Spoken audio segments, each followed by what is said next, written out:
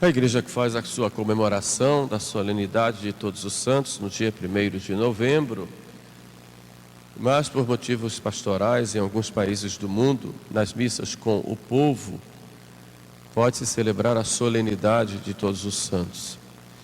Esta festa começa primeiro no Oriente, ali pelo século IV, século V, e depois para todo o Ocidente, no final do século IX, por aí, século X.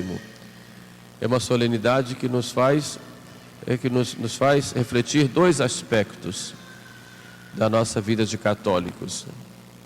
O primeiro diz respeito à comunhão dos santos. Então, neste sentido, os santos somos todos nós, membros da igreja, porque fomos santificados pelo batismo, recebemos os sacramentos que nos santificam e que são santos. Nosso fundador é santo, somos membros de seu corpo místico, portanto, os santos aqui têm um sentido mais geral, os membros de toda a igreja, seja da igreja que está aqui na terra, igreja militante ou peregrina, que somos nós aqui, enquanto estamos nessa vida, seja a igreja triunfante, os santos que estão nos céus, canonizados ou não, e seja a igreja militante, padecente, as santas almas que estão no purgatório, no seu período, no seu tempo de purificação, são santas, mas ainda não podem ter a posse de Deus, nem a visão beatífica, vão lá, mas estão ainda nesse tempo de purificação pelos pecados perdoados quanto à culpa, pelas penas devidas, penas temporais devidas pelos seus pecados. De modo que falar de festa de Todos os Santos, falamos da própria igreja. Igreja como mãe dos santos e imagem da cidade divina, da cidade celeste. A Jerusalém celeste já se realiza na igreja aqui pela comunhão dos santos. De modo que tudo que nós fazemos na igreja tem sempre sua repercussão ou participação, seria a melhor palavra, em tudo aquilo que a igreja faz. Um ato de caridade, uma boa obra, uma oração, a participação na Santa Missa, tudo isso é da igreja. E nós, fazendo como membros da igreja que somos, toda a igreja recebe as graças e participam conosco. Ninguém está fora da igreja, participando da liturgia, por exemplo. Como nós somos membros da igreja, participamos de toda a liturgia do mundo inteiro. O próprio sacerdote, quando celebra, é outro Cristo que celebra com a igreja. Mesmo que o padre celebre a missa sozinho, apenas com coroinha, ou em casos extraordinários até sem o coroinha, na verdade ele está celebrando com toda a igreja. E quando ele se volta para o povo, embora não tenha povo, ele vai dizer Dominus vobiscum. Por quê? Vai mostrar que ele celebra com a igreja. Nunca um padre celebra sem a igreja. Então isso evidentemente, mostra esse aspecto da comunhão dos santos. Mas há um outro aspecto, e o aspecto que eu gostaria de meditar um pouquinho com vocês hoje, é aquele aspecto dos santos que já estão nos céus. Alguns, no início, todos os cristãos eram chamados de santos. Depois, com o passar do tempo, começou a haver, morriam pessoas muito santas, aí eram popularmente canonizadas, aqui eu ponho entre aspas, havia comércio de relíquias ou coisas do tipo, aproveitamento de pessoas mal intencionadas a respeito de tais e tais devoções.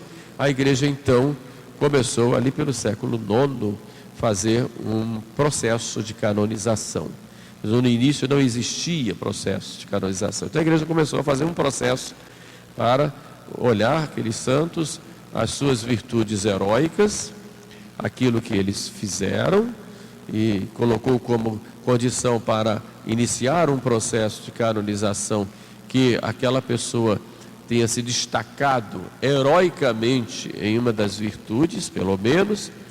Depois, como condição, se exigiram todo o estudo de sua vida, e no final, para selar, digamos, o processo, faz-se um outro processo, que que é o processo dos milagres, que como digamos, seria o selo de Deus para que a igreja possa canonizar.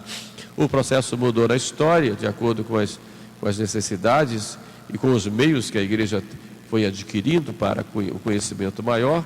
O fato é que, quando chega na canonização, nós temos aí um fato dogmático em que se imprime a infalibilidade pontifícia como fato dogmático, porque ele coloca para que todos possam, toda a igreja possa venerar como um santo.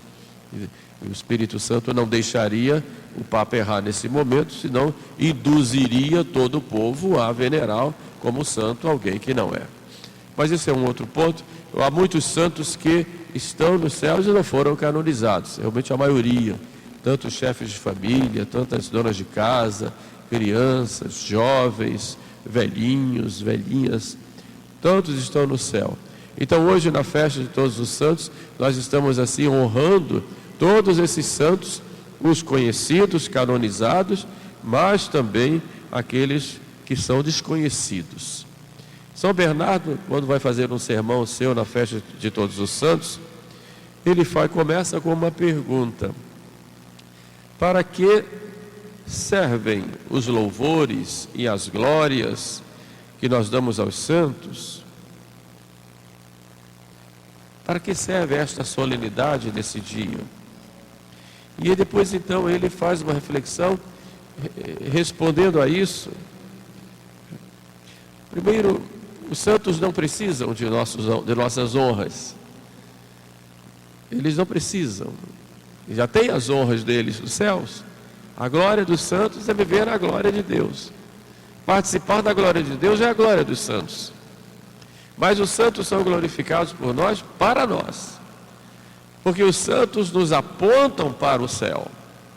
São aqueles que viveram como nós vivemos hoje, tiveram as dificuldades que nós temos hoje, suportaram tentações, muitos sofreram, muitos foram martirizados, outros não, pelo menos no sentido tradicional da palavra, mas todos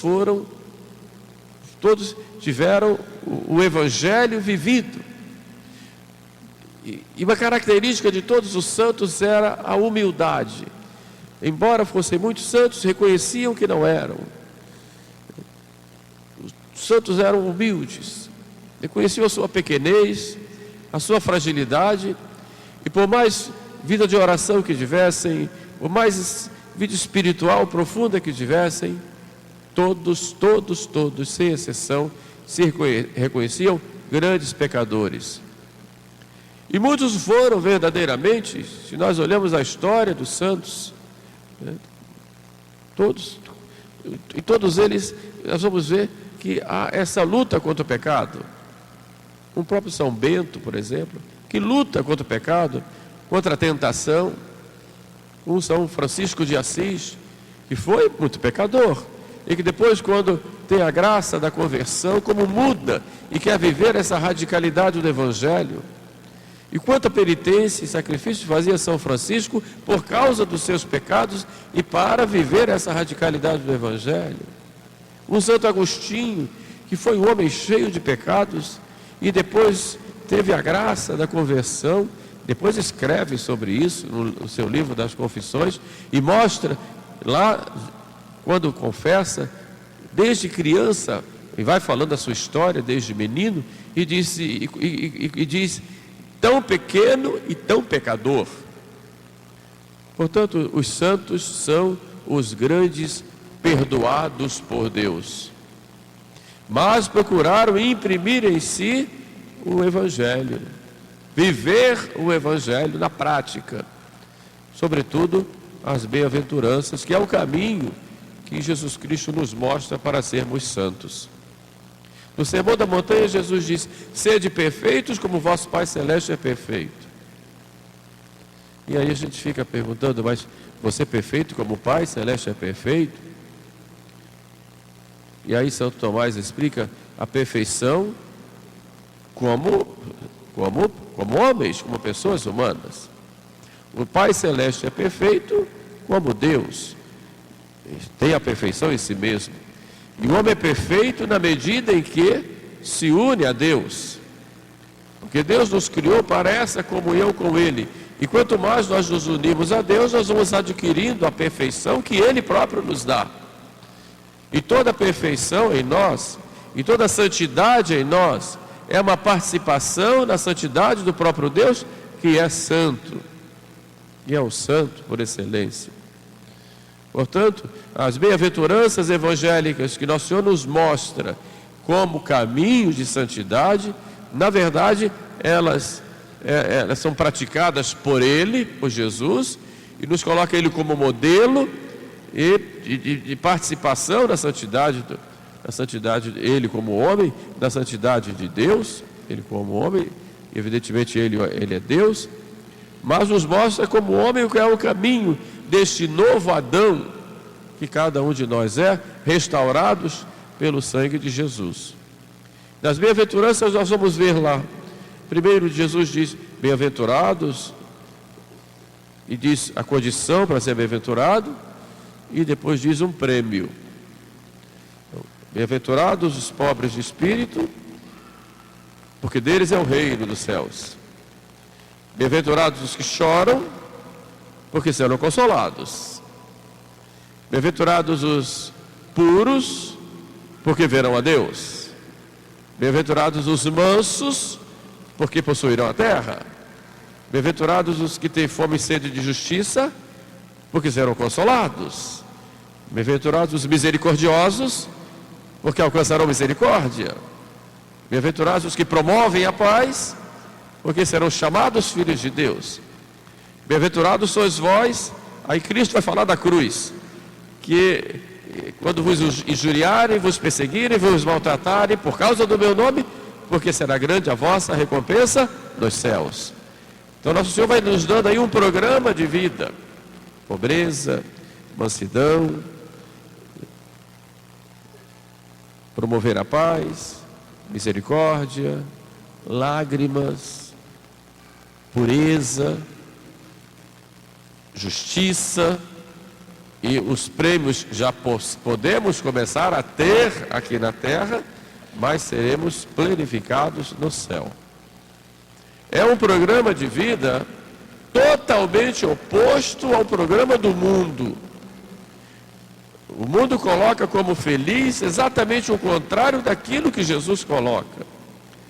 Por isso, se nós queremos seguir Jesus Cristo, não podemos querer ter compromissos com o mundo, preocupados em agradarmos aos outros, em sermos politicamente corretos numa sociedade, sobretudo paganizada como a nossa. Então, quem quiser seguir a Jesus Cristo vai necessariamente ir contra aquilo que o mundo prega como valores que não são. E falar da pobreza de espírito, enquanto o mundo é ganancioso e dá mais valor a quem tem do que pelo que se tem, do pelo que se é. Como é que nós vamos falar de mansidão quando o mundo diz olho por olho, dente por dente, não deve levar desaforo para casa? Como é que nós vamos falar de misericórdia quando o mundo é duro? Embora o mundo pregue um liberalismo de que pode se fazer tudo, mas quando o mundo interessa, ataca, embora com o dedo podre, mas ataca, sobretudo a igreja e aos erros dos filhos da igreja, que muitas vezes cometem, nós cometemos. Então nós vamos ver que as máximas do Evangelho são totalmente opostas às máximas do mundo. E quem quiser se fazer amigo do mundo, diz a Sagrada Escritura, se torna inimigo de Deus. E aí vem aquilo que Jesus fala para nós aqui: vós estáis no mundo, mas não sois do mundo. E quando usa a palavra mundo, às vezes as pessoas ficam confusas, porque não falo do mundo que Deus criou, isso é bom. Também não falo do mundo todas as pessoas. Claro, há pessoas boas, pessoas que não são. Mas quando falo o mundo, é essa organização diabólica que inspira a vaidade, o orgulho, a sensualidade, a impureza, a ganância, a ambição, que inspira a sede de poder, de bens materiais, como se tudo isso substituísse a Deus. E como Satanás, ele se infiltra nas mentes e promete aos do mundo todas essas alegrias, que não são alegrias, o mundo se organiza. Então essa organização do mundo, inspirada pelo demônio, que tem os seus, que são comprometidos com ele, coloca um espírito totalmente oposto ao espírito do Evangelho, ao espírito de Cristo. Então este mundo organizado que corrompe o homem, o João Paulo II falava de estrutura do pecado, quer dizer, é uma verdadeira estrutura de corrupção do ser humano, que é cada vez mais rebuscada e vigilante para que todos realmente participem dessa estrutura. Este espírito do mundo que é inimigo de Deus, e é contra essa estrutura que nós católicos temos que lutar. Temos que ter coragem de sermos diferentes no nosso modo de ser, no nosso modo de agir, seguindo o que? Não a nossa cabeça, mas seguindo o que o Evangelho nos ensina, sobretudo aí nesse programa que Jesus nos dá, que é o programa das bem-aventuranças. É um grande desafio. E ser santo é ir contra essa estrutura do mundo. Imagine um São Francisco, quando apertado pelo seu pai, pressionado pelo seu pai, deixa tudo, até a roupa do corpo, e vai embora. É essa ruptura. Uma Santa Clara que sai de casa, o santo Stanislau Kostka, contra a vontade do pai, ele vai para o seminário, e depois o pai o persegue, e ele rompe com isso. E aí vamos vendo dos santos tantos exemplos claros. Outros tiveram suas lutas interiores, como o Santo Agostinho, que para romper com o mundo demorou. Quando ele foi lá, por exemplo, para os jogos, Alípio, que era um amigo dele: vamos, Agostinho. Ele: não vou mais, eu não vou mais. Vamos, Agostinho. Não vou mais. E Agostinho disse: tá bom, eu vou, mas na hora do jogo eu vou cobrir meu rosto com as mãos e não vou ficar vendo nada. Na hora da farra, estava lá Agostinho com as mãos no rosto. Mas a curiosidade é grande. É a vida nossa. Então, se nós fazemos, nós caímos, porque nós somos fracos. E nós precisamos, evidentemente, para vivermos o Evangelho, da graça de Deus. Sem a graça nós não podemos fazer nada. Nosso Senhor nos diz: sem mim nada podeis fazer. Então nós temos esse compromisso de santificação com a graça. Daí eu insisto com vocês: nunca passem um dia sem fazer oração. A oração é a nossa respiração. Todos os dias. Porque é nesse contato íntimo com Deus, mesmo que tenha caído no pecado. Porque quando no pecado fica aquela vergonha, aquele medo, e o diabo realmente se afasta da oração. Mesmo assim vai, reza. Nunca deixe de rezar. Reze o terço, mas rezem bem, porque no terço ali a gente já tem um programa de comunhão com Deus. Mas reze. A oração deve fazer parte do nosso programa diário, como faz parte do programa diário se levantar, a pessoa fica sem ambiente, até não se suporta. Então que fique claro que deve estar no nosso dia oração, porque a oração vai unir a Deus e a graça de Deus vai acontecer, vai vir a nós. Estão no céu porque rezaram, e quem foi para o inferno foi porque não rezou. Então vamos cuidar da vida de oração, ter um tempinho todos os dias, se possível pela manhã, estar ali com o nosso Senhor, né? E oferecer, né, Como dizia Santa Teresinha, oferecer por amor todas as ações diárias. Fazer de modo extraordinário as ações ordinárias. Esse é o nosso programa. Os santos são para nós exemplos, testemunhas da fé, do amor de Deus. Mas os santos nos apontam para o céu. Apontam também que, apesar das dificuldades, nós podemos ir para o céu.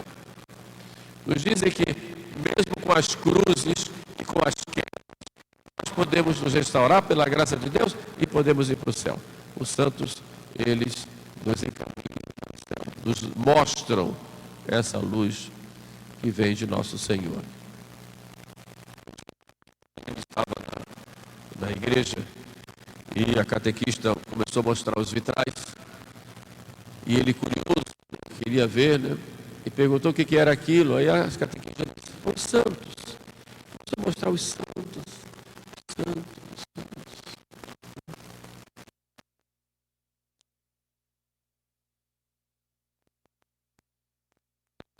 Perguntou a criança, né? Aí o menino olhou para o alto: eu sei, os santos são aqueles que deixam passar a luz dentro da igreja, que faz a luz entrar dentro da igreja. Ele entendeu que era o vitral, né? Deixa entrar a luz. Os santos, eles trazem, né? Mostram essa luz de Deus. E o sentido do vitral é exatamente esse, né? Trazer essa luz de Deus que vem através dos santos para nós e nos ilumina. Portanto, com a graça de Deus, vamos firmes, sem desanimar, sabendo que nosso Senhor está conosco, né? Temos que buscar sempre a santidade. Imagine estar no céu, na companhia dos santos, na companhia de Nossa Senhora. Vai ser muito bom estar com Maria, contemplar Maria. Isso para sempre. É essa santidade que nós buscamos. Louvado seja nosso Senhor Jesus Cristo.